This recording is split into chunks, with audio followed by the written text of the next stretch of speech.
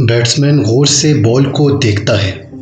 उसे 100% यकीन है कि बॉल बाहर की तरफ ही निकलेगा, क्योंकि बॉल की शाइन तो अंदर की तरफ है और इसी एक्शन और शाइन के साथ बॉल पहले बाहर निकल चुकी होती है। चंद सेकंड्स में वो ये फैसला करता है कि वो आउट स्विंग के लिए जाएगा, लेकिन ये क्या नाज़रीन, बॉल तो अंदर की तरफ आ जाती है। वो दंग रह जाता है। ये क्या था? ये थी रिवर्स स्विंग। नाज़रीन, रिवर्स स्विंग कहाँ से आई और किसने ईजाद की? क्या ये किसी डॉक्टर की ईजाद थी? क्रिकेट में इसे टेम्परिंग क्यों कहते थे और वो कौन से मशहूर बॉलर्स हैं जो इसमें महारत रखते थे? आज हम इसी के बारे में बात करेंगे और उन बॉलर्स की चंद डिलीवरीज का जायज़ा भी लेंगे। नाज़रीन, 1978 में जब सरफराज नवाज़ ने एक इनिंग में 1 रन देकर 7 खिलाड़ियों का शिकार किया तो दुनिया दंग रह गई।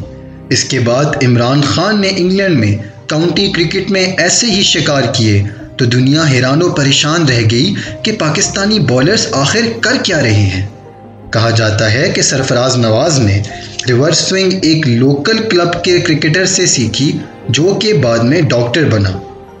बाद में उन्होंने ये रिवर्स स्विंग इमरान खान को सिखाई और इमरान खान के हाथ से होती हुई ये वसीम अकरम और वकार यूनुस तक जा पहुंचे।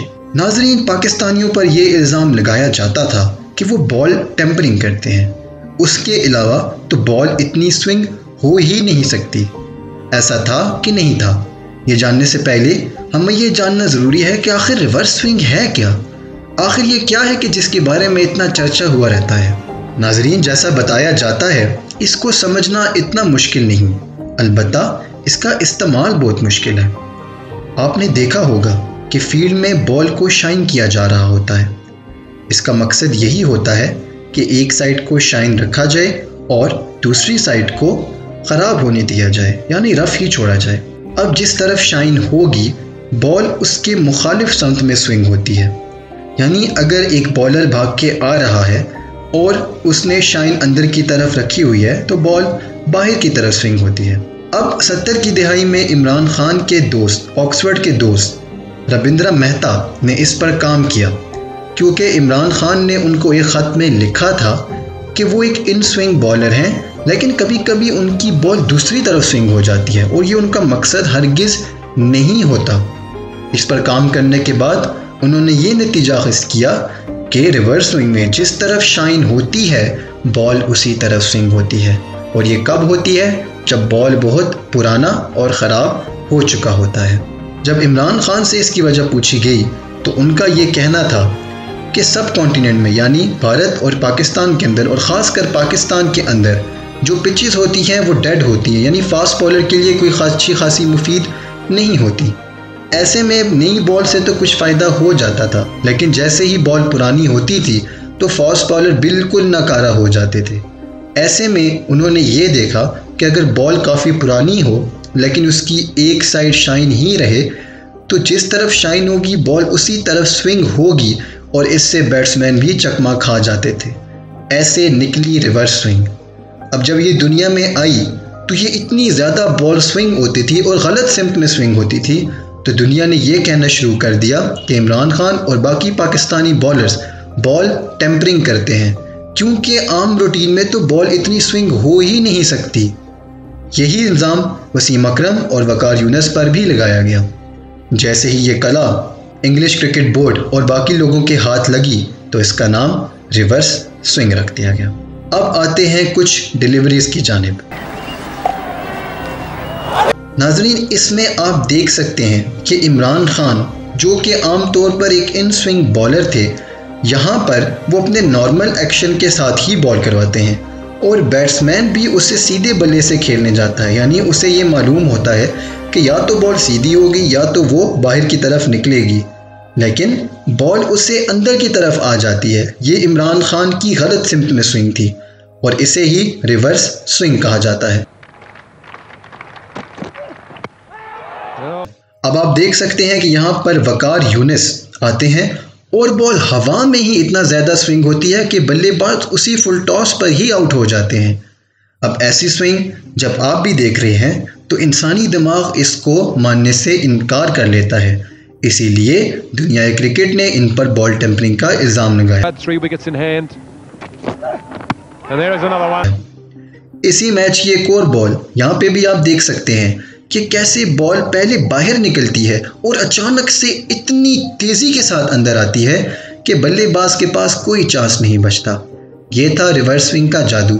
इसके लिए ज़रूरी था कि आपके पास अच्छी खासी पेस होनी चाहिए। एक मीडियम पेसर के लिए रिवर्स स्विंग करना नामुमकिन सी बात है। इसी तरह ये बॉल भी गैर मामूली तौर पर अंदर आती है। वकार एक आउट स्विंग बॉलर थे जो कि आप उनके एक्शन से भी देख सकते हैं, और इसी एक्शन के साथ बॉल अंदर लाना सिर्फ रिवर्स स्विंग का ही कमाल है। इसीलिए बल्लेबाज चकमा खा जाते थे।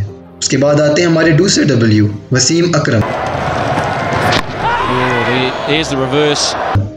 यहाँ पर आप देख सकते हैं कि बॉल कैसे गैर मामूली तौर पर एक तरफ से शुरू होती है और स्विंग करके बिल्कुल अंदर की तरफ आ जाती है, और कमेंटेटर्स भी कहते हैं कि रिवर्स स्विंग का जादू शुरू हो चुका है।